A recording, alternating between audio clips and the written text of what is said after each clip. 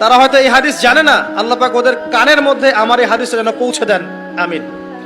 নবী সাল্লাল্লাহু আলাইহি ওয়াসাল্লাম বলেছেন, আমি মেরাজের রাতে যখন গিয়েছি তখন এক শ্রেণীর মানুষকে দেখেছি, ওদেরকে শাস্তি দেয়া হচ্ছে। কি শাস্তি?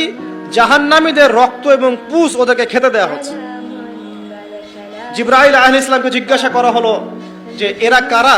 তিনি বললেন, এরা আপনার উম্মতের সেই সব ব্যক্তি যারা মাদকদ্রব্য সেবন করত। আল্লাহ রাব্বুল আলামিন তার হাবিবের মাধ্যমে জানিয়েছেন, যখন কোনো মুসলিম মাদক সেবন করে বা কোনো ব্যক্তি মাদক সেবন করে তখন 40 দিন তার নামাজ কবুল হয় না। এরপর যদি সে তওবা করে তাহলে আল্লাহ পাক তার তওবা কবুল করবেন ইনশাআল্লাহ।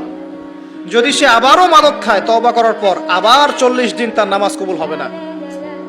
যদি সে আবার তওবা করে আল্লাহ পাক আবার তাকে মাফ করে দিবেন। যদি সে আবারও মাদক খায়, আবার 40 দিন তার নামাজ কবুল হবে না।